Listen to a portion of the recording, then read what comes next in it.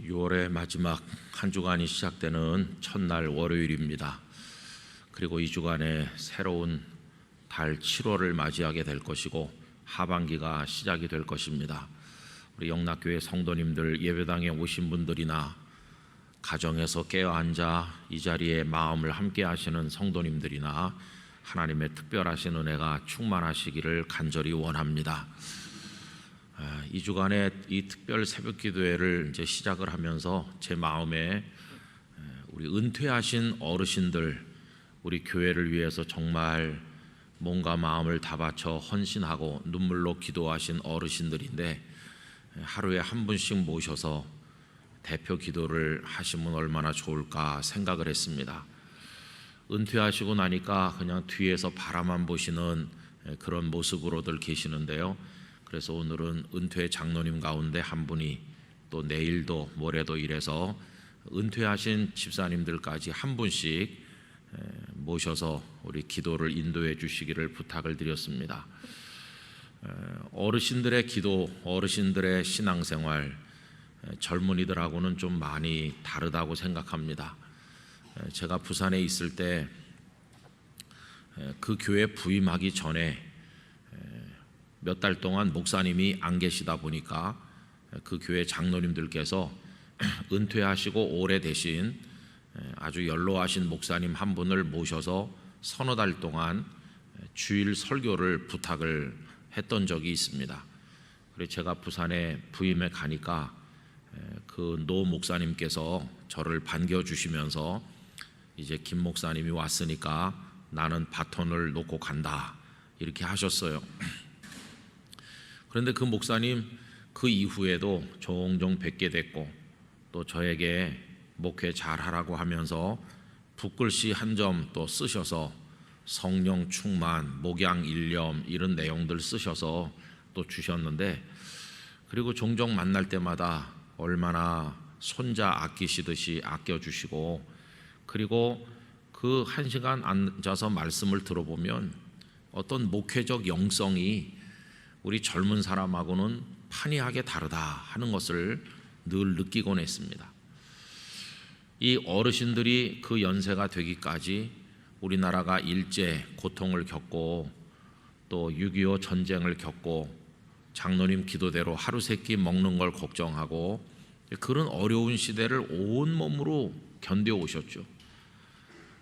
여러분, 그래도 지금도 어려운 교회들이 있다고는 하지만은 옛날에 비하면 그래도 도와줄 수 있는 교회도 있잖아요. 옛날에는 하나같이 다 어려워가지고 목사님들도 다 떨어진 양복을 입고 창가리를 해가면서 구두 한 켤레를 오래오래 신고 정말 가난한 목회자들이 얼마나 많았는지 모릅니다. 근데 그때 그렇게 목회했던 어른들, 그 가난한 교회에서 장로와 권사와 집사로 섬기면서 눈물 뿌려 그 마루바닥 예배당에 꿇어 앉아서 교회를 지켰던 우리 선배들, 여러분, 우리 젊은 성도들은 그분들의 그 신앙에 남겨준 유산을 잊으면 안 됩니다. 저는 우리 한국교회가 많이 세련됐고 시설들도 좋아졌고 여러 가지 첨단 장비들을 이용하고 많은 공부를 한 목회자들도 나오고 하지만은 그 옛날에 그 어른들이 가지고 있었던 신앙의 아름다움을 많이 상실했다고 아쉬운 생각을 가지고 있습니다. 여러분, 우리 영락교회는 1945년에 세워진 이후로 지금까지 쭉 내려오는 동안에 그 한경직 목사님의 신앙적 유산을 잘 지키려고 노력하고 있고, 그때 얼마나 많은 분들이 힘들고 어려울 때 여기 많은 성도들이 모여서 피난 오는 사람들 영접하고 돌보고 그러지 않았습니까? 6.25가 나던 그날이 주일이었는데 그날 우리 영락교회 주보를 보면 그 6.25 나던 날 벌써 그 전주에 6.25 나던 전주에 출석하신 성도가 4,000명이었습니다.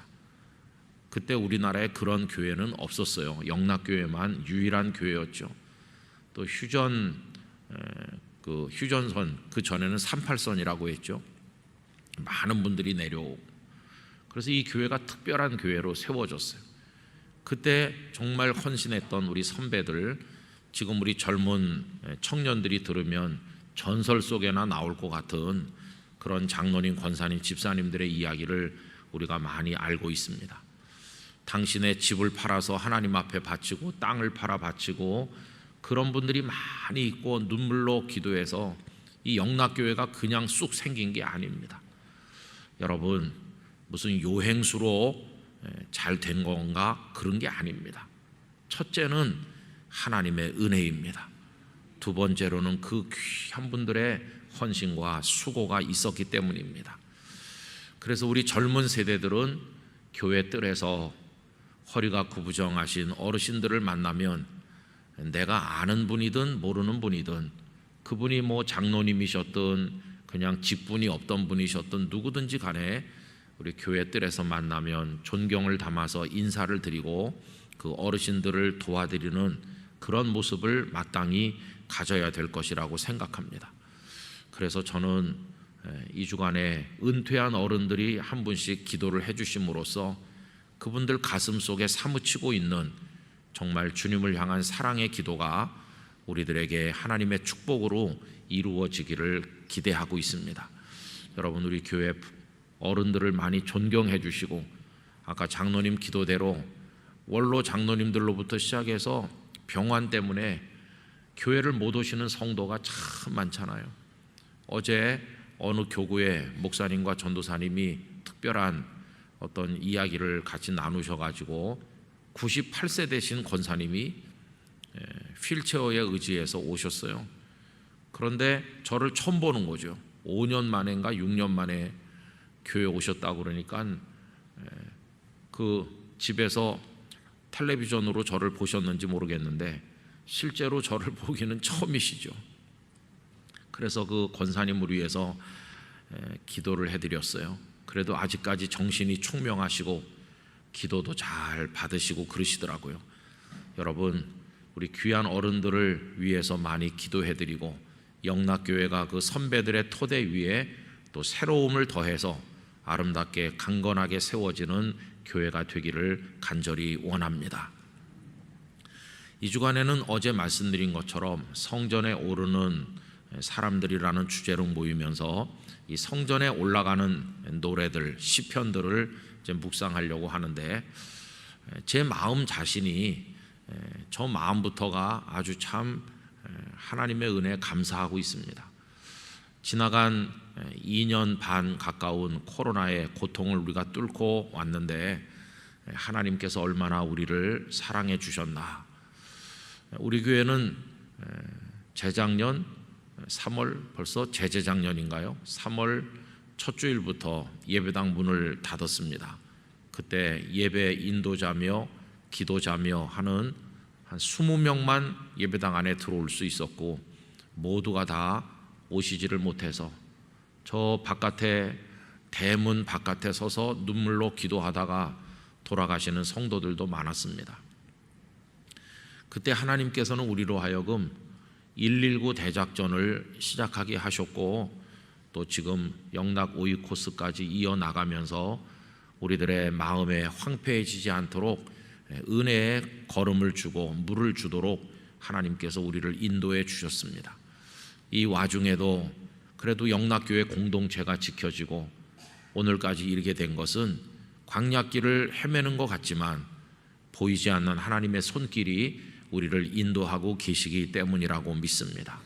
소망은 하나님께만 있습니다. 우리가 하는 모든 것이 다 부질없어도 연약하고 실수투성이라고 할지라도 하나님께서 우리를 붙드시는 걸 확신할 때 우리는 저 천성문에까지 승리할 것이라고 믿습니다. 그래서 어디에 계시든지 새벽마다 하나님을 우러러 경배하시고 또 이 말씀을 같이 나누면서 깊은 기도 속으로 들어가시게 되기를 바라고 이 주간 정말 귀한 주간이 되고 주님과 동행하는 축복이 함께 하시기를 간절히 기원합니다. 13편 성전에 올라가는 노래가 남아있는 가운데서 오늘 제가 제일 먼저 읽기를 원해서 우리 함께 한 것은 131편입니다. 석절밖에 안 되는 짧은 시인데 참 제 마음에 늘 와서 닿아요. 제가 아주 사랑하는 말씀 중에 하나입니다. 여러분, 오늘 이 131편 앞에서도 표제어를 발견할 수 있잖아요. 어제 우리가 주일 낮예배 시간에 묵상했던 거기는 성전에 올라가는 노래라고만 돼 있는데, 오늘은 그 앞에 하나가 더 붙어 있죠. 뭐라고 돼 있냐 하면요, 다윗의 시, 이렇게 붙어 있어요. 다윗의 시인데 성전에 올라가는 노래로 분류가 되었습니다. 그래서 우리는 131편은 다윗의 시라고 하는 것을 알 수가 있는 거죠. 그런 전제를 가지고 이 시편을 읽으면 처음에 좀 놀라게 돼요. 여러분, 우리는 젊은이들을 앞에다 놓고 뭐라고 말합니까? 사내 대장부가, 젊은 녀석이 큰 꿈을 꿔야지, 야망을 가져야지, 그렇게 째째해가지고 뭘 하겠느냐, 보통 이렇게 말해요. 큰 꿈을 가지라고 말해요. 그 말이 뭐 틀린 말은 아니겠죠. 그러나 그 말과 오늘 이 시편은 좀 잘 안 어울리는 것처럼 보입니다. 여러분, 다윗이 누굽니까? 이 시를 지을 때 다윗은 위대한 왕이죠, 왕. 그러면 이 세상에서 큰 일을 꿈꾸는 사람은 어떤 사람일까요? 아마 그저 조용히 시골에 묻혀서 농사나 지으시는 분들은 내가 큰 꿈을 꾼다 이렇게 말하지는 않으실 거예요. 그저 올해 작황이 좋아서 땀 흘린 보람이 있으면 그것으로 감사하지요, 그런 정도의 소박한 꿈을 꾸는 게 아니겠어요? 그런데 여기 지금 큰 일, 큰 꿈 이렇게 말할 때 그런 평범하게 살기를 원하는 분들에게는 그게 안 어울리는 것 같은데, 왕은 어떻습니까? 왕 정도 되면 좀 큰 꿈도 꿔야 되고 큰 일도 해야 되는 거 아니겠어요? 한 나라의 통치자라는 사람이 맨날 그 쪼존한 것에 매달려 갖고 그렇게 지나면 그것도 참 큰일 아니겠어요? 그래도 왕이 됐으면 대제국의 통치자가 되어보고 싶은 야망도 있어야 될 거고, 백성들을 잘 다스리고자 하는 어떤 꿈도, 그런 포부도 있어야 되겠죠. 그래서 이 다윗이 왕이니까, 하나님, 저는 하나님 앞에 큰 일을 하고 싶어요, 큰 사람이 되고 싶어요, 이렇게 하는 게 맞는 것 같은데, 오늘 이 시편에서 다윗은 정반대 얘기를 하고 있는 거예요. 정반대. 그래서 조금 이 시가 우리로 하여금 생각하게 만들고 있다는 겁니다.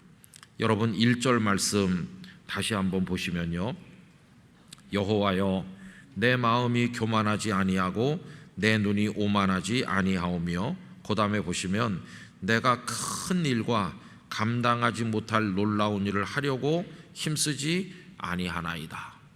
하나님, 저는 뭐 큰 일 하고 싶은 거 그런 거 없어요. 저는 되지도 않은 일을 하려고 시작도 안 해요. 저는 그냥 그런 데 관심이 없어요 하는 식으로 고백을 하는 걸 볼 수 있죠. 다윗은 이스라엘의 왕입니다. 그런데요, 그가 언제 왕 되겠노라고 계획을 세운 적이 있나요? 그가 양 몇 마리를 몰고 다니면서 양들 옆에 누워서 하늘을 바라보면서 흘러가는 구름을 보면서 나는 앞으로 얼마 후에는 왕이 되겠다, 뭐 이렇게 기도를 했나요? 그런 거 아니었어요. 다윗은 그저 기껏 그저 양을 잘 먹였으면 좋겠다, 맹수들이 와서 양을 움켜가지 않도록 내가 잘 지키면 좋겠고, 형님들에게 인정을 받아서 좀 더 많은 양을 내가 먹이면서 잘 지내면 좋겠다. 그리고 어쩌면 그 베들레헴 동네에 좋아하는 여자아이가 있을지도 모르죠. 걔랑 나중에 결혼하고 싶다, 뭐 그런 생각을 했을지는 모르겠어요. 소년 다윗, 그게 전부입니다. 무슨 뭐 내가 왕이 돼서 이 나라를 구원하고 뭐 큰 나라를 만들고 이런 거 없었어요. 그런데 그가 왕이 됐죠. 큰 일을 하려고 생각하지 않았는데 큰 일을 하게 됐죠. 여러분, 이게 하나님의 백성이 살아가는 방법이어야 합니다. 큰 일을 하려고 생각하지 않았으나 큰 일을 하게 됐잖아요. 큰 일을 하려고 생각하지 않으면 영영 큰 일을 못하고 인생이 끝나는가? 아닙니다. 큰 일을 하려고 생각하지 않아도 하나님의 손에 붙들리면 큰 일을 하게 됩니다. 이게 은혜로 되는 삶인 거죠.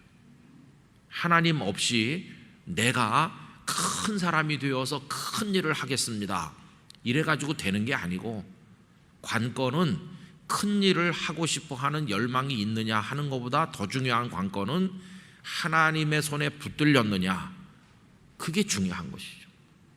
어느 날 사무엘 선지자께서 그 베들레헴 작은 동네를 방문해서 이세의 아들들을 다 모아놓고, 그리고는 처음에 온 7명의 아들 중에 하나님의 택한 사람이 없다는 걸 알게 되었을 때, 아들들이 여기 있는 사람이 전부 다냐 하니까 이세가 아직 막내가 있습니다, 말째가 남아 있습니다. 이래서 데리고 온 소년이 다윗 아닙니까? 그에게 기름을 부어서 이스라엘의 왕이 될 자다 했을 때 얼마나 다들 놀랬겠어요. 그 아버지 이세, 이게 무슨 말이냐, 아니 저 녀석이, 저 코찔찔이 같은 저 녀석이 무슨 왕이 되냐. 그래서 여러분, 큰 일은 사람이 품어서 되는 것이 아니라 하나님께서 내려주셔서 되는 것입니다. 하나님께서 내려주시는 거예요. 이걸 다윗은 알고 있는 거죠. 야, 내가 어떻게 왕이 됐지? 한 번도 왕이 될 생각 해본 적 없어. 근데 내가 어떻게 왕이 됐을까? 이게 신기한 거죠. 아무리 생각해봐도 이해가 안 되는 거예요. 그런데 지금 왕이 됐잖아요. 그래서 깨달은 거예요. 아, 내가 하나님 앞에서 큰일 하겠습니다 이런다고 되는 게 아니고, 하나님께서 하라고 하면 되는 거다, 하나님의 손에 붙들리면 되는 거다, 이거 알기 때문에 지금 여기서 큰 일을 하려고 하지 않습니다, 이렇게 지금 고백하게 된 것이죠. 그런데도 사람들은 이 신앙의 신비로운 원리를 잘 모릅니다. 야망을 품어라, 큰 일을 해라, 이렇게 자꾸 말합니다. 근데 큰 일을 하려고 꿈을 세우면 그게 거기서 머물면 좋은데, 거기에 이제 집착을 하는 거죠. 나는 큰 일을 해야 될 사람이야, 나는 이렇게 살면 안 돼, 지금 내 인생은 이게 제대로 되는 게 아니야, 나는 실패하고 있어, 어서 빨리 큰 일을 하는 새날이 밝아왔으면, 이렇게 하면 굉장히 문제가 어려워져요. 우선 큰 일을 하지 못하고 있는 오늘에 대해서 늘 불평이 많아요. 큰 일을 하기까지 그는 행복하지 못합니다. 늘 불만이 많고 실패한 인생인 것 같고, 그러면서 열등감에 빠지고 늘 자신에 대해서나 주변에 대해서 불만이 많다 보니까 감사도 없고, 그 영혼이 막 흐트러지는 거예요. 하나님께서 아직 결제 사인을 주시지 않았는데 나 혼자 큰일 해보겠다고 그러면서 뛰어다니면 이미 마음의 평정심, 오늘 말씀의 제목처럼 고요함과 평안함, 이거 다 깨져서 아무것도 없어요. 밤에는 악몽을 꾸고 멍게가 무엇인가 쫓기고 그러면서 새벽부터 밤까지 뛰어다니지만 되는 거는 없고, 큰 일을 하고 싶은데 늘 좌절만 경험하는 거예요. 여러분, 다윗은 그것을 이제 알고 있는 거죠. 다윗도 처음에 기름 부으심을 받았을 때만 해도 깜짝 놀라고 얼떨떨했을 거예요. 왕이 된다고? 아이고, 저 사무엘 선지자께서 농담은 아니신 것 같은데, 아니 내가 무슨 어떻게 왕이 되냐. 그런데 참 이상하게 연결이 됐잖아요. 블레셋과 전쟁이 벌어졌고 형님들은 참전했고, 아버지가 너 가서 형들 잘 있는지 보고 와라, 그래서 전쟁터에 갔는데 본인이 의도하지 않았는데 골리앗이 나와서 큰 소리치고 하나님을 모독하는 말을 듣자 그의 가슴 속에 거룩한 분노가 치밀어 올랐어요. 근데 여러분, 분노만 치밀어 올라가지고는 뭘 할 수 없습니다. 분노 플러스 하나님 주신 용기가 있었던 것이, 용기. 아무리 분노가 치밀어 올라도 용기가 없으면 그냥 쪼그리고 있을 수밖에 없죠. 그런데 용기가 확 생기면서 내가 나가 싸워보겠다, 계획된 게 아니었어요. 내가 이번에 전쟁터에 가면 골리앗과 맞서 싸워야지, 이렇게 생각한 게 아니에요. 그런 큰 승리를 거두겠다고 마음에 결심하고 간 게 아니잖아요. 그냥 전쟁터에 갔다 오라고 그러니까 심부름 간 겁니다. 심부름. 그런데 골리앗을 이기는 큰 승리를 거두게 됐잖아요. 본인의 의도와는 상관없는 일이 벌어졌는데 누가 그렇게 그의 마음속에 거룩한 분노를 주시고 나가 싸워야 되겠다는 두려움을 이기는 용기를 주신 분이 누구세요? 하나님이셨어요. 하나님. 그리고 물매를 날렸는데 그게 적을 쓰러뜨리게 된 것이고, 그래서 하나님께서는 그의 의도나 생각과 전혀 상관없이 그를 붙들고 보내시고 일하게 하시고 승리하게 하시는 거죠. 그 다음에 그는 아마 일시적으로 착각을 했을지도 몰라요. 야, 이렇게 해서 왕이 되나 보다. 유명해졌잖아요.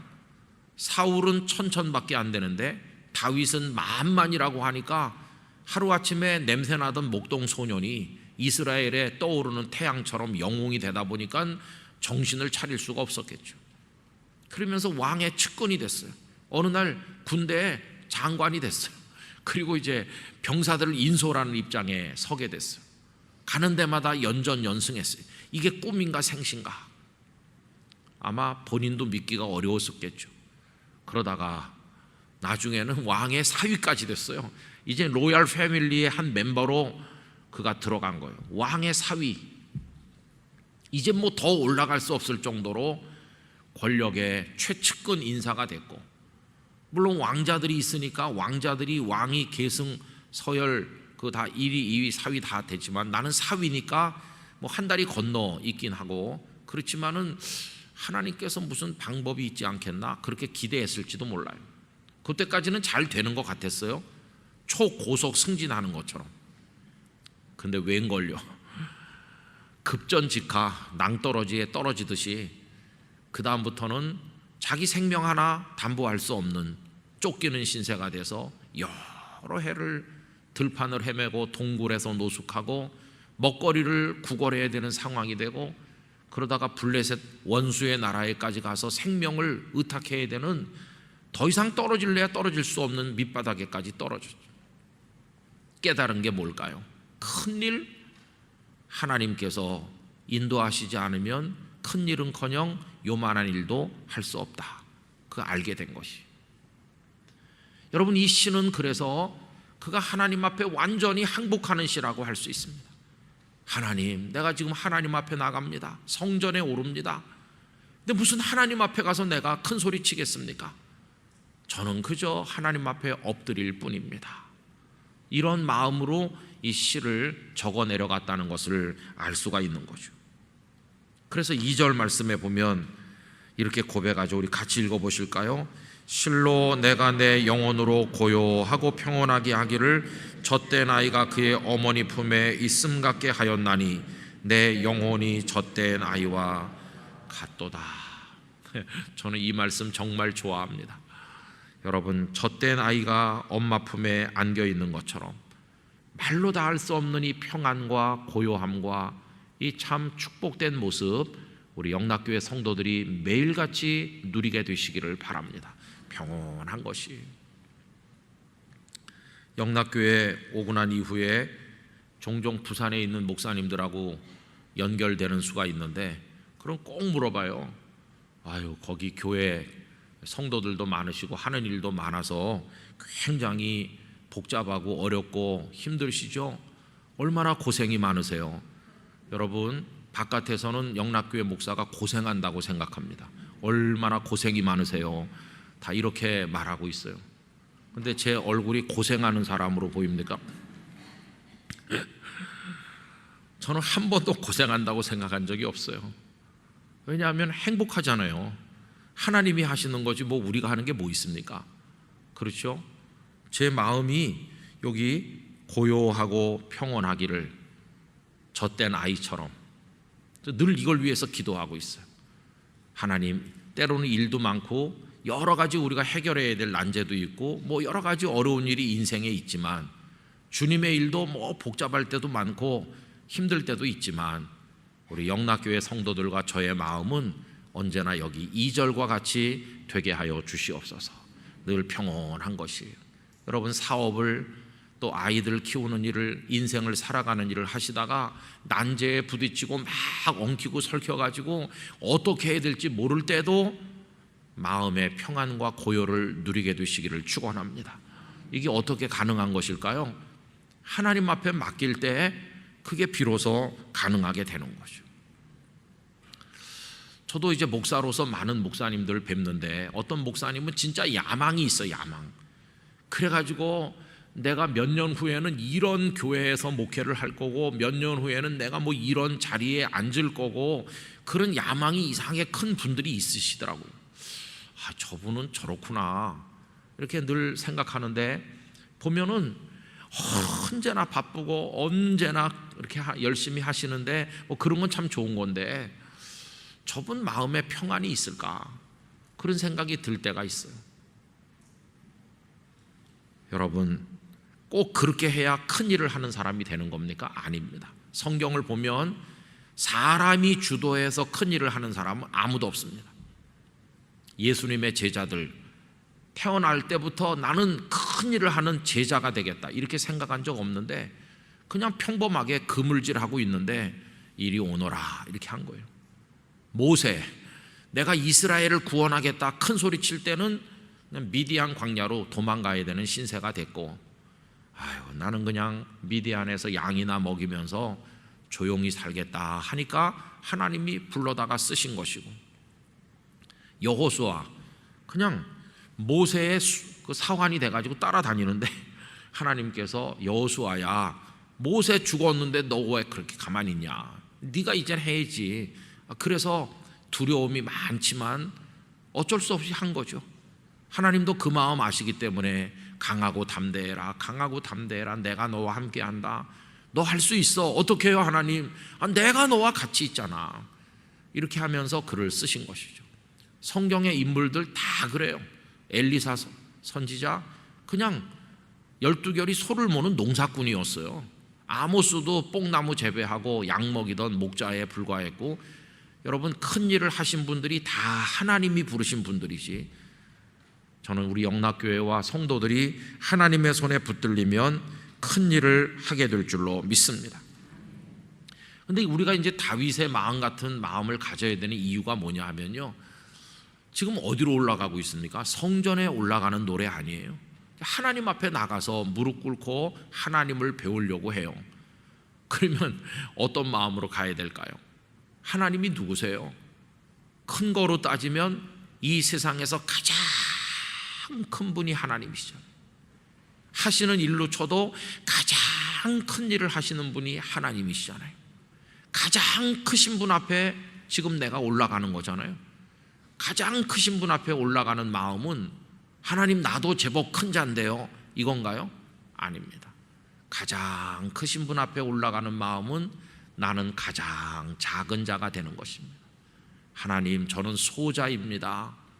저는 큰 일을 하려고 하지도 않고 할 줄도 모릅니다. 저는 그저 늘 마음이 젖된 아이처럼 고요하고 평안하기만을 바랄 뿐입니다. 크신 하나님께서 이루어 주시옵소서. 그러면서 큰 분을 만나러 나가는 마음은 역설적으로 작은 자의 마음이 돼야 되는 것이에요. 예수님은 소자들의 주님이십니다. 작은 자들의 주님이시죠. 우리가 천국문에서 주님의 영접을 받는 것은 세상에서 큰 자기 때문에 영접받는 게 아니라 반대로 세상에서 작은 자의 마음을 가졌기 때문에 크신 주님이 우리를 영접하는 것입니다. 그래서 영적 세계에 들어가 보면 누가 주님이 기뻐하는 사람인가? 작으면 작아질수록 주님이 기뻐하는 사람이 되는 것입니다.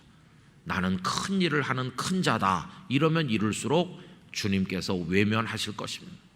성전에 올라가는 사람은 다 그런 마음을 가져야만 되는 것이죠. 우리 영락교회 성도 여러분, 가장 크신 하나님 앞에 나가십시오. 가장 크신 하나님 앞에 나가시되 작은 자로 나가시기를 바랍니다. 그래서 그 크신 하나님의 은혜를 입으시길 바랍니다. 그 은혜를 얻기만 하면 나는 연약해도, 나는 작아도, 나는 보잘것없어도 하나님은 우리를 들어서 큰 일도 하게 하여 주실 줄로 믿습니다. 이게 성전에 올라가는 노래를 묵상하는 오늘 새벽의 말씀이죠. 그럼 교회는 어떤 공동체가 돼야 될까요? 교회는 다 작은 자들의 공동체가 돼야 되는 거예요. 저부터 시작해서 장로님들, 집사님, 권사님, 우리 어린애까지 하나님, 우린 다 하나님 앞에 아이와 같아요. 우린 다 작은 자인데 여기 모였어요. 우리가 작기 때문에 크신 하나님을 바라봅니다. 오늘 본문 3절이 이스라엘아 지금부터 영원까지 여호와를 바랄지어다. 하나님을 왜 바라봅니까? 나는 작은 줄 아니까 크신 하나님을 사모하는 것이요. 그런 이들이 모여온 곳이 교회이어야 하는 것이죠. 왜 교회들이 시끄러운가? 자기가 큰 자라고 하니까요. 내가 이렇게 큰 자인데 당신들이 나를 무시해, 이렇게 하니까 교회가 시끄러운 거죠. 여러분, 세상에서 재벌일지라도, 대단한 학자일지라도, 유명한 정치인일지라도, 또 무슨 인기 스타일지라도, 세상에서 그 사람이 누구인지에 상관없이 교회 오면 그건 다 떼는 거예요. 그거 다 내려놓고 하나님의 보좌 앞에서 소자가 될 뿐이에요. 소자. 그런 소자들이 겸손한 마음으로 모여서 서로 사랑하고 하나님의 손에 붙들리기를 기다리면서 하나님을 바라볼 때 거기 임하는 것이, 그게 은혜인 것이고, 마지막에 어떤 열매가 되면 내가 큰 자기 때문에, 큰 일을 꿈꾸었기 때문에 된 거다, 이렇게 말하는 사람 하나도 없이 크신 하나님께서 우리를 위하여 큰 일을 행하셨도다, 이렇게 할 때 하나님께 영광과 찬송이 올려지는 게 아니겠습니까? 여러분, 어떤 자리에 가면 열심히 하고 뭔가 책임지신 분들의 이름은 앞에 다 나와요. 그런데 뒤에서 조용히 수고한 분들은 이름도 안 나오고 그냥 누구 왜 몇 명 이렇게 왜에 들어가, 왜, 그죠? 그런데 그 앞에 몇 사람 속에 들어가려고 너무 기쓰실 필요 없어요. 그냥 왜에 들어가도 돼요. 왜에 몇 명에 들어가도 하나님은 다 알고 계신 것이에요. 땅에서 칭찬 많이 받으면 하늘에서는 하나님께 꾸중을 들을 가능성이 많이 있잖아요. 그래서 오늘 1절 말씀으로 다시 가보면, 왜 다윗이 큰 일과 감당하지 못할 일을 생각하지 않느냐, 그 앞에 나왔잖아요. 내 마음이 교만하지 아니하고 내 눈이 오만하지 아니합니다. 그러기 때문에 큰 일을 생각하지 않는 거예요. 그럼 이걸 역으로 거꾸로 생각해 보면, 어떤 사람이 맨날 큰일 하면서 자기가 큰 자라고 떠버린다는 건 그 사람이 어떤 사람이라는 뜻입니까? 교만하다는 뜻이에요. 교만하고 오만한 자들이 자기가 큰 줄 알고 소자의 마음이 뭔지를 모르는 거죠. 그런 사람은 하나님 앞에 가서, 성전에 올라가서 자기를 자랑하죠. 하나님, 저 누군지 아시죠? 이렇게 하나님께서 가장 크신 분이 내려다보실 때 아이고, 얼마나 한심하겠어요. 진짜 세상의 수치는 그게 수치입니다. 벌거벗은 줄 모르고 큰 소리 치고 있는 사람, 하나님이 보시면 그런 거예요. 저 형편없는 녀석 봐라. 형편없는 걸 모르는, 그게 진짜 수치스러운 거죠. 그런데 하나님, 저 정말 죄인이고 저 정말 할 줄 아는 게 없어요, 이러면서 엎드리면 오히려 측은히 여기시고 사랑해 주시는 것이, 저는 우리 영락의 성도들이 하나님을 향해 나아가는 오늘 월요일 새벽에 나누는 첫 번째 말씀, 소자가 되시기를 부탁드립니다. 소자가 되면 은혜가 임할 거예요. 그러면 내가 어떻게 이런 인생을 살게 됐지? 다윗이, 아니 내가 어떻게 왕이 됐나? 깜짝 놀라서 하나님 앞에 감사하듯이 우리 생애는 그런 신비로운 은혜로, 경의로 채워지게 될 것입니다. 여러분, 다윗은 왕이 되려고 사울을 죽이려고 계획한 적 없고, 사울을 죽일 기회가 2번이나 왔지만 머리칼 하나 손대지 않았어요. 전적으로 하나님께서 그를 왕의 자리에 앉게 하셨고 승리하게 하셨어요. 우리가 그렇게 할 때 영락교회는 은혜로 채워지는 교회가 될 것이고, 설령 우리가 큰 일을 하게 된다 해도 끝까지 겸손하고 온유한 사람으로 하나님만 높이는 성도가 될 줄로 믿습니다. 그럴 때 하나님과 통하는 영성을 가진, 하나님이 기뻐하는 사람이 되는 것이죠. 성전에 올라가는 사람은 어떤 마음으로 올라갈까? 소자의 마음으로 올라가는 것이고, 하나님의 은혜를 입어 큰 일을 하되 끝까지 소자로 남아있게 되는 것입니다. 주님, 저희에게 소자의 영성을 허락하여 주시옵소서. 오늘 아침에 드리는 기도의 제목입니다. 기도하겠습니다. 거룩하신 아버지 하나님, 다윗은 하나님 앞에 교만하지 않고 오만하지 않아 큰 일을 생각하거나 이루지도 못할 일을 하려고 꿈꾸지 않는다고 고백하면서 젖된 아이의 평온함과 고요함으로 자신의 마음을 채우기를 원하였고, 모든 이스라엘이 여호와 하나님만 바라보기를 원하였습니다. 아버지 하나님, 큰 사람이 되고 큰 일을 하는 비결은 하나님의 손에 있고 하나님의 은혜로 되는 것이지 스스로 교만해진다고 되는 게 아님을 알려주시니 감사합니다. 성전에 오를 때, 하나님 앞에 나갈 때 영락교회 성도들이 겸손한 소자가 되게 하여 주셔서 하나님의 손에 붙들리게 하시고 하나님의 능력을 통해 일하는 하나님의 복을 받는 사람 되게 하여 주시옵소서. 저희 교회도 끝까지 소자의 영성을 가지는 교회가 되게 하셔서 자랑하고 떠버리지 아니하고 하나님의 손에 붙들리는 교회로 이 시대에 꼭 감당해야 될 일을 이루는 복된 영락교회가 되게 하여 주옵소서. 월요일입니다. 분주하게 출근하는 분들이 많고 등교하는 이들이 많고 할 일이 많습니다. 그 일들에 쫓겨다니고 치이지 않게 하시고 마음의 고요함과 평안함으로 하나하나 찬송하며 감당해 나가는 감사의 하루가 되게 하여 주옵소서. 도착해보니 벌써 하나님이 상대의 마음을 녹여놓으셨고, 가보니 벌써 얽히고 설켰던 게 풀려있고 모든 일이 순조롭게 해결되는 축복을 얻게 하여 주시옵시고, 몸이 아픈 분들 오늘 하루가 지나는 동안에 호전되게 하시고, 입원해 있는 이들 퇴원하게 하시고, 절망했던 이들 일어서게 하여 주시옵시고, 하나님으로 인해 승리하도록 도와주시옵소서. 상황과 여건이 똑같지만 하나님으로 인하여 강해지게 하여 주시옵시고, 모든 일을 아름답게 해결하는 지혜도 얻게 하여 주옵소서.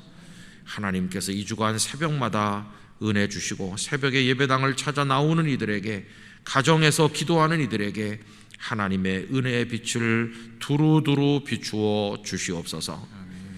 이제는 주 예수 그리스도의 은혜와 하나님 아버지의 사랑과 성령님의 교통하심이 성전에 올라가던 다윗의 그 영성을 가지고 하나님 앞에 복을 받는 소자로 끝까지 살기를 원하는 모든 성도님들 중에 영원토록 함께 하시기를 축원하옵나이다.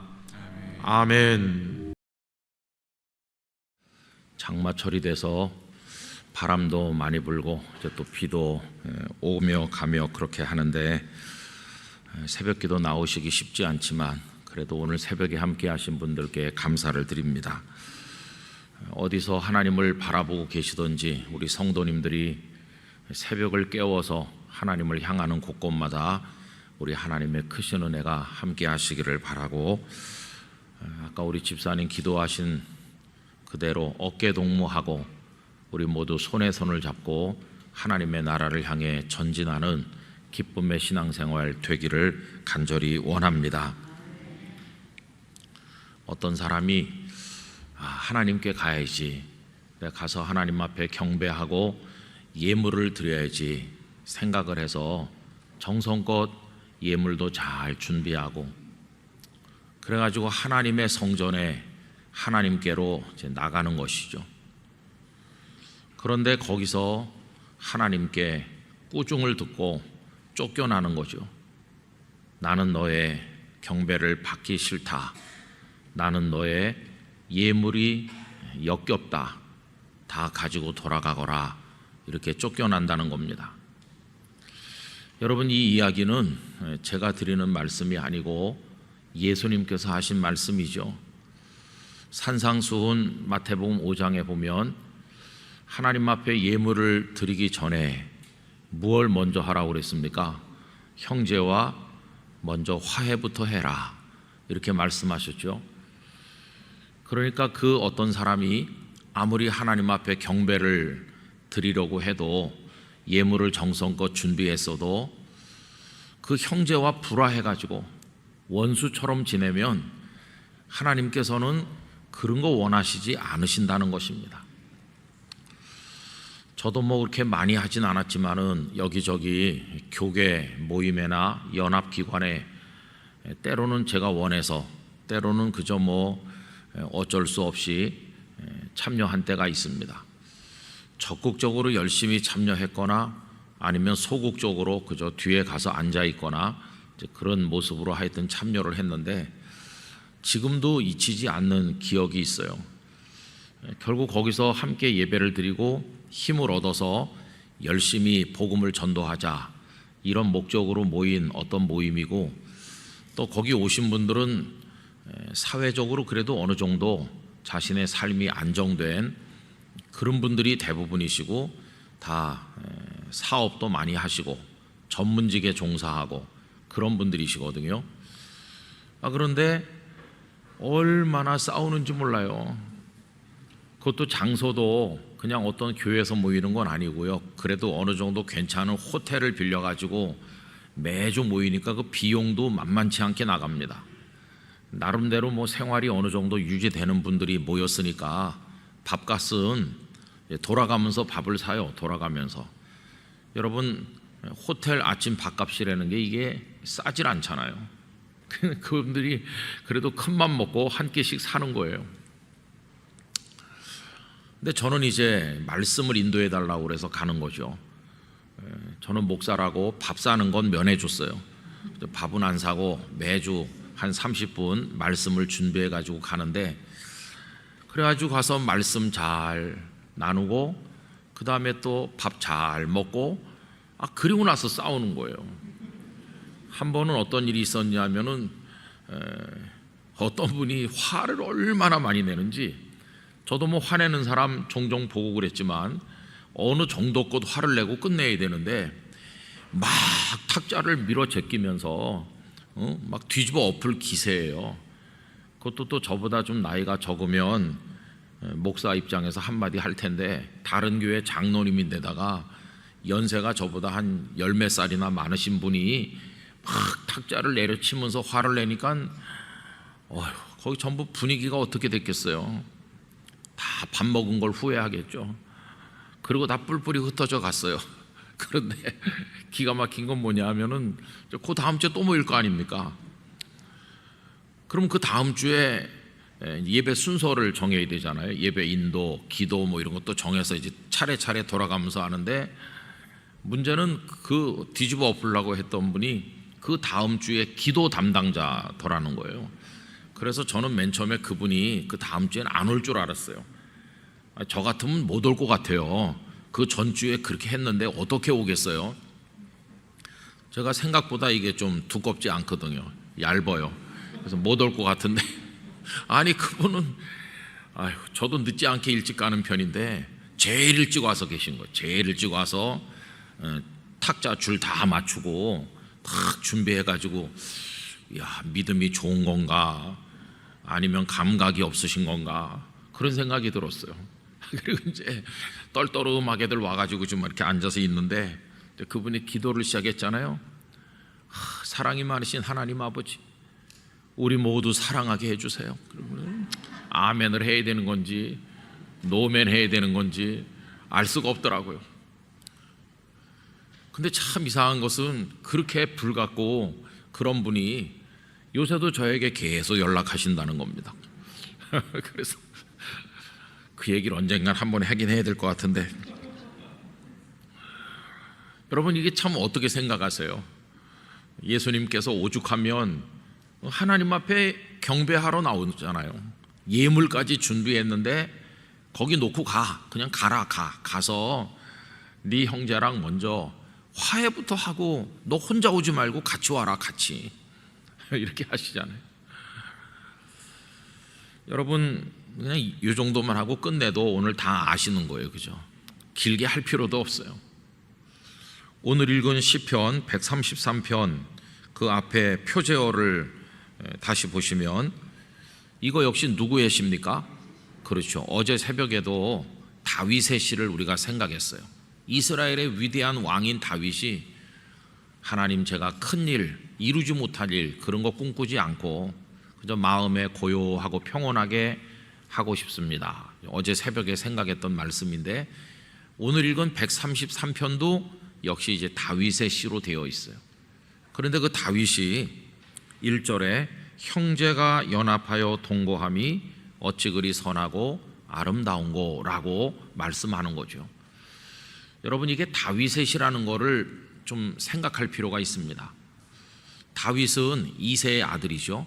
그런데 베들레헴의 그 이새에게는 아들이 모두 8명 있은 것으로 생각이 돼요. 물론 7명이라고 되어 있는 부분도 있긴 있어요. 그래서 같은 성경인데 그 기록에 오류가 있는지 하여튼 보통 8명이라고 생각하죠. 근데 다윗은 하여튼 막내입니다. 막내. 그냥 막내 그러면 좀 정겨운 느낌이 들지만 꼴찌 그러면 무시하는 느낌이 들죠. 어쨌든 꼴찌였어요. 우리 잘 알고 있는 말씀을 또 해보면 사무엘이 오셔서 이제 기름을 부으려고 했을 때 그 맏아들 엘리압, 너무 잘생기고 훌륭해서 그렇게 평생 수많은 사람을 겪어본 사무엘조차도 한눈에 반했을 정도로 탁월한 인재였습니다. 그런데 엘리압은 아니었잖아요. 둘째 아들 삼마도 아니고 차례차례 다 지나가고 아들들이 여기 있는 사람이 전부 다냐 하니까 막내가 남았습니다. 이래가지고 이제 다윗을 불러온 거죠. 그러니까 다윗은 어려서부터 형님들에게 막 아껴주고 보호해주고 사랑해주는 그런 대접을 받은 사람이 아니고 무시당하고 그랬어요. 형들이 정말 야속한 거죠. 그리고 그 다음에 골리앗 그 사건 때도 보면 아버지가 형들 잘 있는지 보고 와라 그래서 갔잖아요. 그런데 골리앗이 나와서 할 말 못할 말 막 하면서 하나님을 모독하니까 어제도 말씀드린 것처럼 거룩한 분노가 생기고 용기가 생겨서 이제 골리앗과 싸우게 됩니다. 그 과정에 저 형편없는 저 사람 왜 다 가만히 있냐, 싸워서 이기면은 무슨 상을 주느냐 이렇게 하니까 옆에 있는 사람이 저 골리앗과 싸워서 이기면 왕이 이러저러한 상을 준다고 그랬다, 이제 이런 얘기를 하고 있는 걸 그 큰형님이 들은 거죠. 아니 저 녀석이 아버지 심부름으로 우리 만나러 왔는데 우리 만났으면 조용히 갈 것이지 양은 도대체 누구한테 맡기고 와가지고 저 철없는 소리나 짓거리고 앉아있구나. 그 형님이 불러가지고 막 야단쳤어요. 그것도 심하게 야단칩니다. 심하게.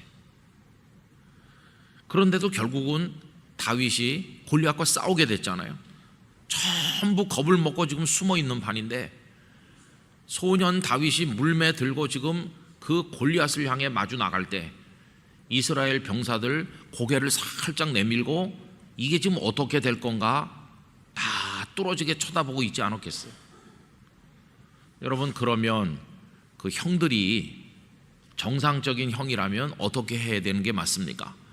아니 막내가 지금 나가는데 이건 죽으러 나가는 거나 마찬가지잖아요. 얘야 무슨 정신이 있니 없니? 너 이리 들어와. 네가 그렇게 싸우고 싶으면 이 형이 대신 나갈게. 그러면서 그 형들이 나가야 되는 거예요. 너는 들어오라고. 네가 무슨 싸울 줄 아느냐 그러면서 정상적인 형제 같으면 막내가 죽는 걸 어떻게 눈 뜨고 보겠어요. 우리가 죽더라도 우리가 싸울게 이래야 되는데 그 형들 가만히 있는 거예요. 어린 동생이 죽으러 가는 것처럼 보이는데도 꼼짝도 안 해요.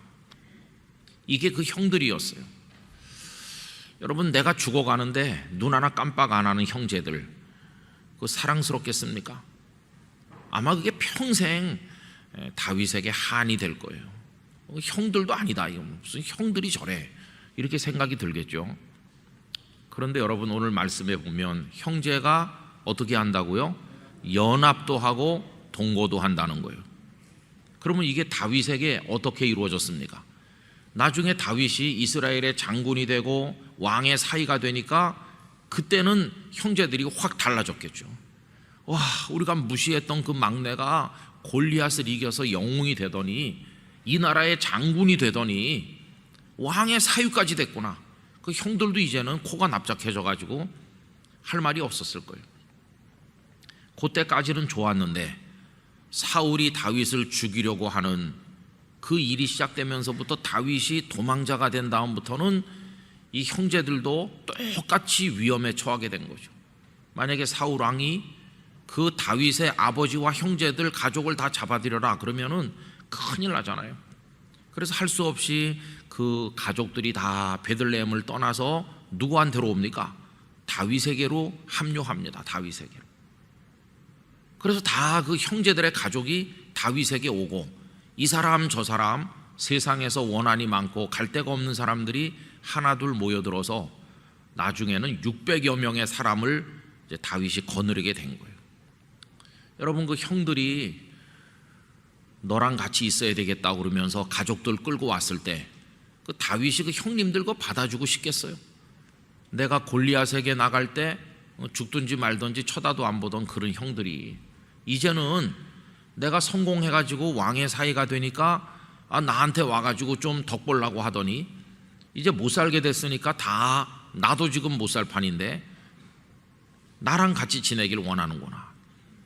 그런데 다윗은 여기 이 말씀대로 했어요. 연합했고 동거했어요. 여러분, 연합하고 동거하는 거에서 연합하여 동거함이 이렇게 나가잖아요. 연합이 쉽겠습니까? 동거가 쉽겠습니까? 연합은 그렇게 어려운 게 아닙니다. 우리나라의 비극 중에 하나인데 오랫동안 정치적 갈등이 깊다 보니까 영남 사람들하고 호남 사람들이 참 몇십 년 동안 우리나라의 사이가 지금 안 좋아왔어요. 요새는 좀 많이 나아졌지만, 제가 부산에 목회하러 청 가니까 참 힘든 게 영호남 갈등이더라고요. 그래가지고 교회 성도들 안에는 아주 친하게 지내다가 대통령 선거 때만 오면 밥도 같이 안 먹는 거예요. 영남이 아무래도 많죠, 부산이니까. 근데 그 영도 섬에는 호남에서 오신 분도 많습니다. 왜냐하면 거기가 배를 타는 곳이거든요. 어선, 상선 이런 걸 탈 수 있어요. 세상에서 실패하신 분들이 가는 데가 두 군데인데, 하나는 막장에 간다고 그러죠. 탄광촌 이런 데 가면 그냥 몸만 건강하면 그날 당장 취직해요. 막장 인생이라고 그러잖아요. 선원도 똑같아요. 영도 딸이 입구에 가보면 선원 급구 이렇게 많이 써놨어요. 배에 가서 막일할 선원이 없으니까 그냥 몸만 건강하면 오늘 당장 나가는 거예요. 근데 뭐 배에서 일하는 게 막장에서 일하는 거 이상으로 위험하죠. 뒤집히고 뭐 선상에서 실종되는 사람도 많고 정말 위험하잖아요. 흔들리는 배 위에서 한 번 나가면 3년 만에 돌아오는 데도 있는데, 그래도 하여튼 그런 사람들이 모여들다 보니까 전국에서 다 모이는데 호남이 고향이신 분들도 많으셨어요. 이래가지고 교회 안에 다 같이 계시는데 선거 때가 되면 얼마나 싸우시는지 참 불편하더라고요. 그분들이 다 장로님, 안수 집사님 그런 분들이신데, 그래서 제가 감사했어요.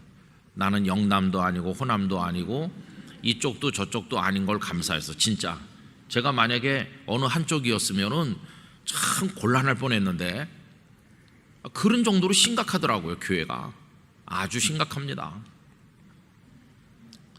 그래서 우리는 연합과 동거가 어렵잖아요. 그래서 그런지 뭐가 생겼는지 아세요? 참 재미난 건데, 영호남 기독교 무슨 연합 대회 그런 걸 합니다. 그런 걸 해? 이렇게 생각하는데 교계 신문에 종종 나는 거예요. 지금도요. 그래서 뭐 부산에 있는 장로님들이 또 광주에 있는 장로님들하고 연합 대회를 열었다. 그래서 한 번은 부산에서 하고 한 번은 광주에서 하고, 그렇게 그게 이제 교계 신문에 뉴스거리로 나오는 거예요. 그래가지고 뭐 설교는 어느 목사님이 하시고 뭐 그래서 끝난 다음에 친목 등산 대회를 했다. 그래서 뭐 어느 산에 올라갔다. 뭐 그런 게 뉴스로 나오는 거예요.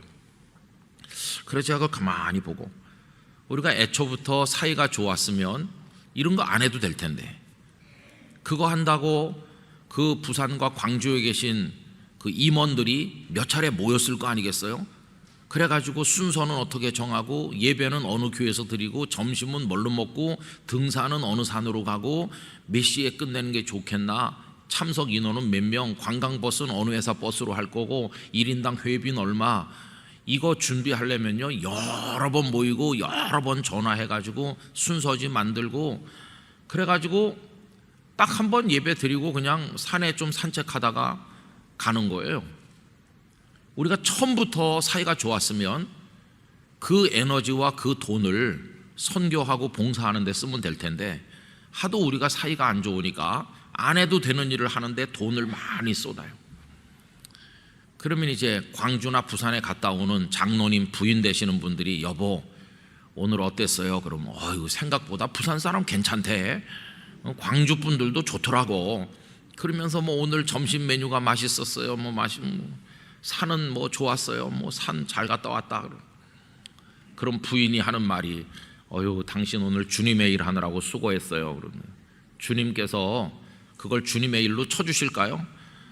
아이고, 안 싸웠으면 안 해도 될 일을 하고 그것도 나를 위한 일이냐? 그러실 것 같아요. 근데 문제는 뭐냐 하면은 연합만 하는 거예요. 연합. 1년에 한 번씩 모여서 뭘 안 할까요? 동거는 안 하지 절대. 그냥 하루 모여서 하고 끝나는 거니까 하는 거지. 그날 모여가지고 계속 같이 살아야 된다 그러면 할까요? 안 할까요? 안 하죠. 이게 어려운 겁니다. 연합은 할 수 있어요.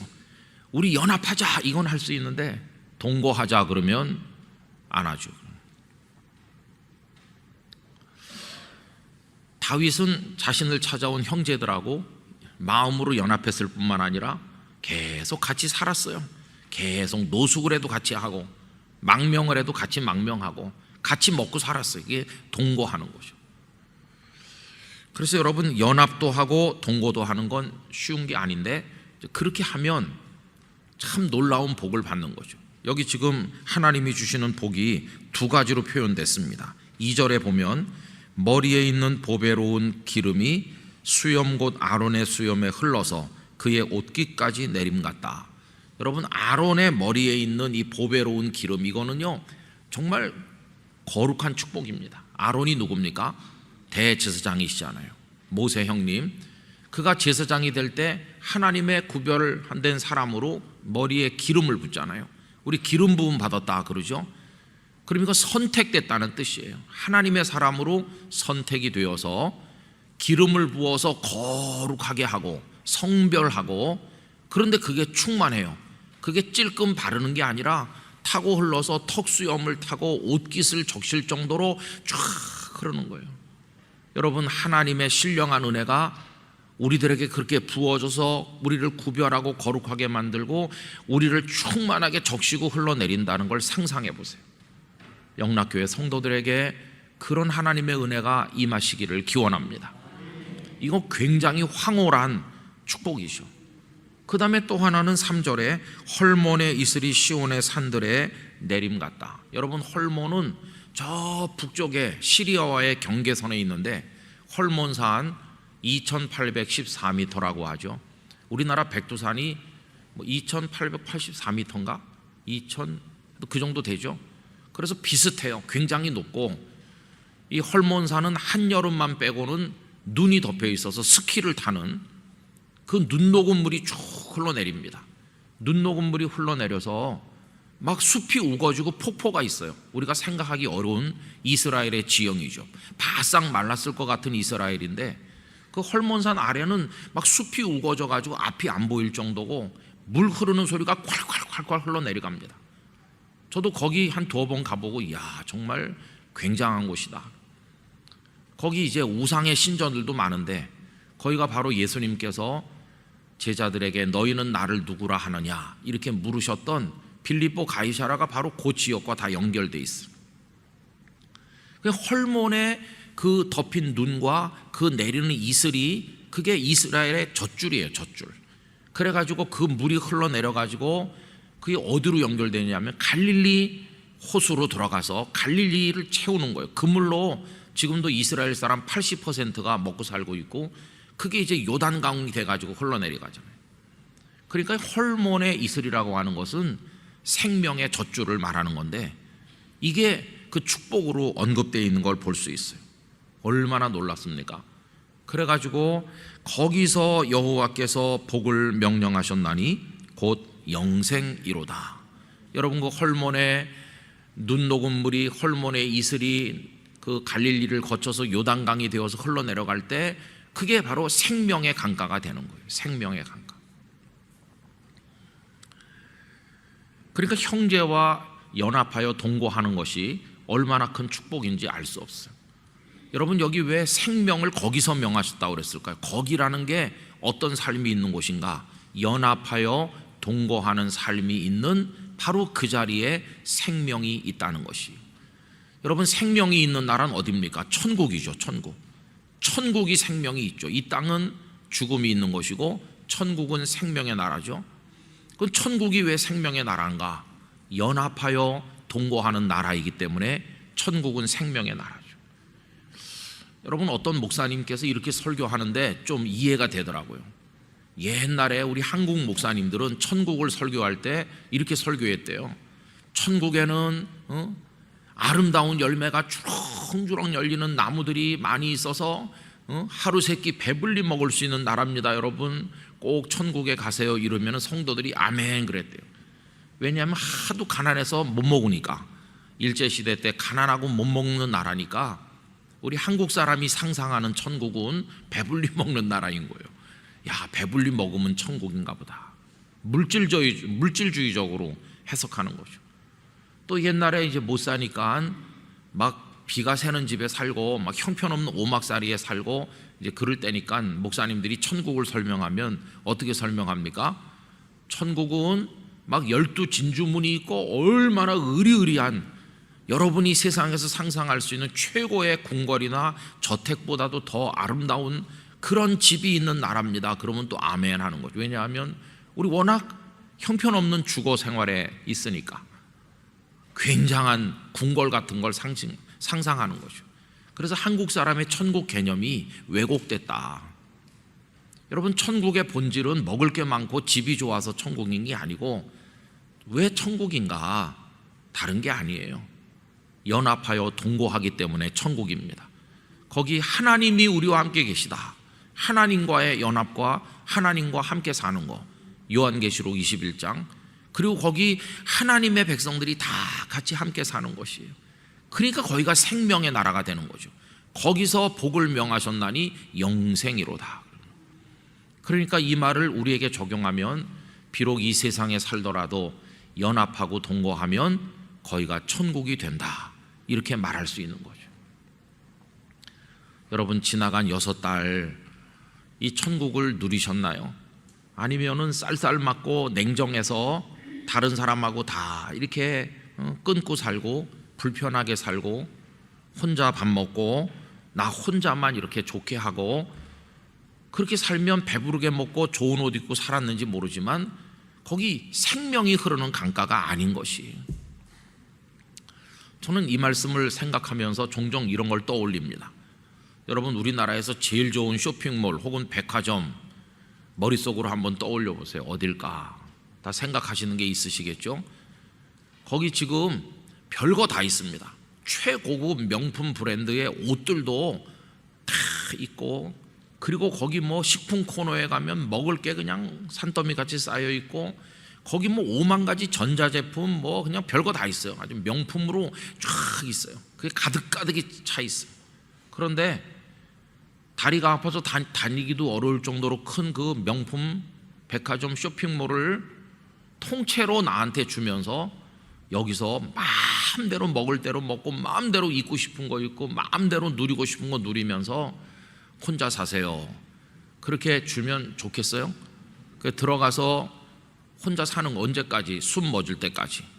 숨 멎을 때까지 거기 있는 명품 뭐 별거 다 꺼내서 입어보고 벗고 또 입어보고 혼자 하고, 그 다음에 뭐 별거 다 먹어보고, 그리고 최첨단 전자장비들 그냥 마음껏 누려보고, 그리고 TV 뭐 어마어마하게 큰 화면 좋은 텔레비전 하루 종일 보고, 거기 있는 침대 하루는 돌침대 하루는 무슨 침대 하면서 자보고, 그리고 위층 아래층으로 혼자 다니면서 놀고, 아이들 노는 거기 가서 또 놀고, 혼자 이것저것 다 해보면 그러면 좋을까요? 아휴, 그냥 좀 화려한 감옥일 뿐이에요. 화려한 감옥. 왜? 혼자니까. 혼자. 생명은 어디 있을까요? 생명은 좀 누추해도 좀 부족해도 거기 사랑으로 연합하여 동거하면 거기가 생명의 강가가 되는 것이에요. 지금 우리는 참 사람을 잃으면서 살고 있습니다. 우리 다 스마트폰, 텔레비전, 컴퓨터 다 있잖아요. 그 덕에 교회 안 와도 예배 잘 드리고 있다 이렇게 하잖아요. 그 대신 우리가 지금 잃어버린 게 뭐냐 하면 따뜻한 체온을 잃어버렸어요. 아무리 스마트폰에다 손바닥을 대고 비벼도 사랑하는 믿음의 형제 자매의 맥박이 뛰는 걸 느낄 수가 없어. 그 체온을 느낄 수가 없어요. 지금 코로나 이후에 우리가 다 사람을 잃어버리고 있는 거예요. 그 어떤 분 그래도 집에서 예배 드리신다는데 아직도 그분 우리 교회 교인인가? 우리 교회 교인이죠, 그죠? 그런데 얼굴을 몇 년 동안 안 봤으니까 우리가 그 아픔을 지금 다 겪고 있는 것이, 사람을 잃어버리며 살고 있다. 그래서 우리나라는 벌써 오래전부터 혼자 밥 먹고 혼자 영화 보고 혼자 쪽잠 자고 혼자서 다 하잖아요. 어저께 들으니까 부산에 제가 있던 교회 어느 권사님께서 무슨 일을 요새 하시냐 하면은 계속 전화를 한대요. 그래가지고 전화를 안 받으면 바로 뛰어간대요. 그걸 하시고 이제 정부 기관으로부터 사례비를 받으시는 거죠. 전화를 누구한테 하냐 하면은 혼자 사는 분. 혼자 사는 이가 점점 많아지니까 전화를 계속해도 낮에도 밤에도 안 받으면 요새 고독사가 얼마나 위험합니까? 그러니까 아마 부산시에서 그런 걸 운영하는 것 같아요. 전화를 하고 전화를 안 받으면 쫓아가서 살아있는지를 확인하는 참 마음 아픈 세상이 된 것이죠. 여러분, 형제가 연합하여 동거하는 게 그게 생명 강가에 사는 건데 지난 6달 동안 여러분들은 다른 사람을 어떻게 하셨나? 이건 너무너무 본질적이고 중요한 겁니다. 아무리 6달 동안 내가 소득이 늘어났고 사업이 확장됐고 내가 좀 성취가 있어도 오늘 이 시편 133편의 이 말씀이 내게 축복이 되지 못했다면 나는 실패한 겁니다. 이게 지금 성전에 올라가는 노래잖아요. 아까 서두에서 경배하고 예물 드리려고 준비했는데 하나님이 가져가라 이렇게 하신다고 그랬잖아요. 이 성전에 올라가 예배를 드리려는 사람에게 필요한 게 뭘까? 예물이 아니고 잘 입은 옷이 아니고 같이 가는 사람이 필요한 거예요. 같이 가는, 연합하고 동거하여 함께 예배당에 와서 하나님 저희가 왔어요, 나 혼자 왔어요가 아니라 우리 가족이 다 같이 왔어요, 우리 아버님 어머님 우리 친구들 다 같이 왔어요, 사랑하는 사람이 같이 왔어요. 하나님 그걸 그 어떤 예물보다도 기뻐하시는 거죠. 하나님 오늘은 혼자 왔어요. 왜? 꼴도 보기 싫어서요. 이렇게 하면 하나님께서 나도 네가 보기 싫어. 그럼 어떡하겠어요? 어떤 현자가 제자들을 모아놓고 가르칩니다. 얘들아, 새날이 밝았다는 걸 어떻게 알 수 있니? 그러니까 어떤 제자가 아유 그거야 쉽죠. 호원하게 되면 새날이 왔구나. 날이 호원해지면 아니다. 또 어떤 제자가 사물이 또렷이 분간돼서 보이면 새날이 온 거 아닌가요? 어둠컴컴하면 안 보이는데 이제는 밝아져 가지고 모든 게 또렷이 보이면 새날이 된 거 아닌가요? 아니다. 그럼 스승님, 새날은 어떻게 오는 겁니까? 새날은 지나가는 사람들이 너의 형제로 보이기 시작하면 새날이 오는 거다. 이렇게 말했다는 거예요. 아무리 날이 가고 가도 눈이 닫혀서 세상 사람들을 다 원수처럼 생각하고 미워하면 그 사람의 인생에는 새날이 밝아오지 않은 것이고, 다른 사람이 형제로 보이기 시작하면 완전히 다른 새로운 인생이 열리게 된다고 이제 가르치는 거죠. 참 세상에 감동적인 얘기도 많아요. 여러분, 안산제일교회 거기서 원로 목사로 은퇴하신 고훈 목사님 시인이시기도 하죠. 우리 영락교회도 오셔서 말씀도 전하시고 그런 분인데 그분의 책 속에 이런 얘기가 있어요. 건축업을 하시는 어느 장로님이 계시는데 아마 사형제인 것 같아요. 근데 장로님이 둘째이셨는지, 근데 이제 사업도 그 외환위기 속에서 다 부도가 났고 건강도 많이 손상되셔서 간이 상하셨어요. 이제는 간 이식을 안 하면 살 수 없는 막다른 지경에 도달했죠. 그랬더니 따님이 아버지 제 간을 드리겠어요. 그런데 이게 잘 안 되는 거예요. 또 결혼도 안 한 딸인데 아버지도 마음이 불편하죠. 그런데 누가 득달같이 나서서 서로 하겠다고 하냐면은 그 형제들이, 형님, 동생 다 저저마다 하겠다고. 80이 넘어 90 가까운 노모가 아들넷이 그렇게 하는 걸 보면서 너무너무 감동받는 거예요. 내가 자식 농사에 실패하진 않았구나. 서로 자기 간을 떼주겠다고 하는구나. 그래서 그 목사님 책에 보니까 형님하고 바로 밑에 동생이 떼가지고 그걸 같이 했다고 그래요. 23명의 의사가 동원되고 엄청난 노력을 기울인 끝에 수술이 끝났다고 그래요. 수술비는 막대하게 들었는데 그건 누가 내나. 몸이 너무 연약해서 불합격된 막내 동생이 수술비는 다 냈대요. 제가 그 고목사님 글을 읽으면서 이야, 이런 사람이 있구나. 세상에 이런 가족이 있구나. 형제가 연합하여 동거하는 걸 넘어서서 생명을 주고받는, 거기가 천국이 아닌가, 그런 생각을 하게 되었습니다. 여러분, 이제 하반기를 맞이하면서 우리가 성전에 올라 하나님을 뵙는 성도가 되기를 원하는데요, 그러려면 성전 문에서 쫓겨나면 안 되는 거죠. 하나님께 쫓겨나면 안 되는 거죠. 그 비결은 뭐냐 하면은 연합하여 동거하는 것입니다. 우리가 무슨 대단한 일을 하는 건 아닐지라도 그저 우리 사람을 조금 더 사랑하도록 노력해야만 되겠습니다.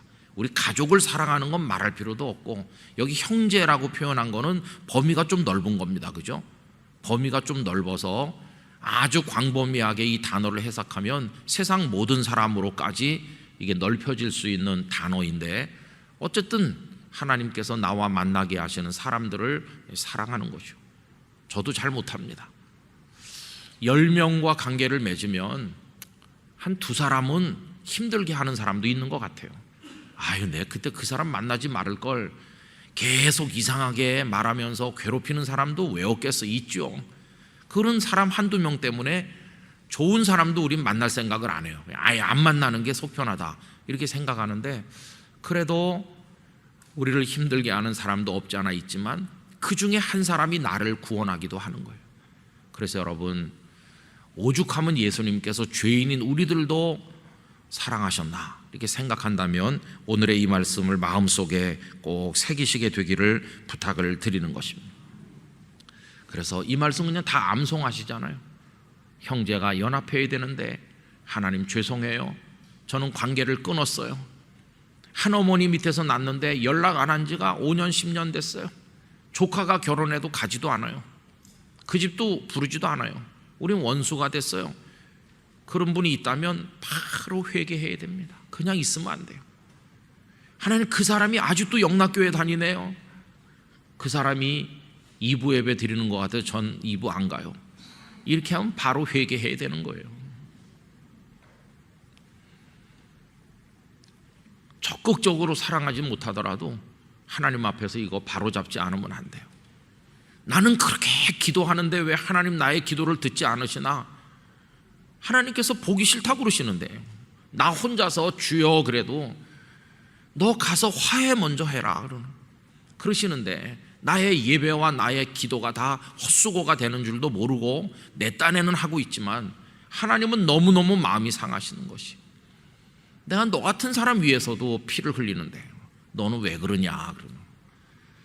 6달을 돌아볼 때 가장 후회되는 것 중에 하나가 돈을 뭐 더 많이 못 번 거, 이런 거 아쉬움일 수 있지만 진짜 후회되는 거는 이거 못하는 것이. 그래서 여러분, 저는 진심으로 원하고 부탁드립니다. 우리 영락교회 성도들이 하나님과 통하시기 바라고요. 그러려면 다른 사람과도 통하시기를 바랍니다. 우리 혼자 이렇게 하지 말고 연합과 동거의 정신을 배우게 되기를 간절히 원하는 것입니다. 이렇게 하고 하반기를 시작해야 하반기가 헛수고가 되지 않을 것이, 연말에 갔을 때 여전히 이렇게 된 상태로 여전히 그 사람을 비난하면서 여전히 그 가족끼리 불화하면서 하반기 6달을 더 산들, 그게 그냥 고통이고 지옥이지 6달이 무슨 축복이 되겠어요.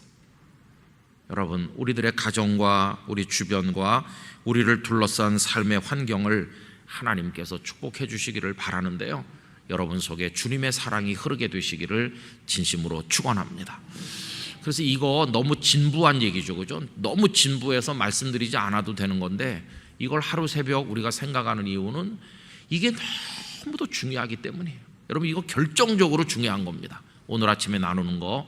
그래서 여러분 꼭 하나님 앞에서 하반기를 출발하시면서 오늘 이 말씀을 마음에 새기시고 생명의 강가를 거니시는 하나님의 축복을 누리시기를 기원합니다. 기도하겠습니다.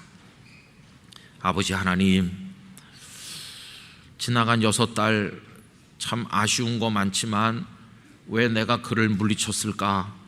왜 내가 그분을 사랑하지 못했을까? 왜 나는 늘 혼자일까? 연합도 못하고 왜 동거도 못할까?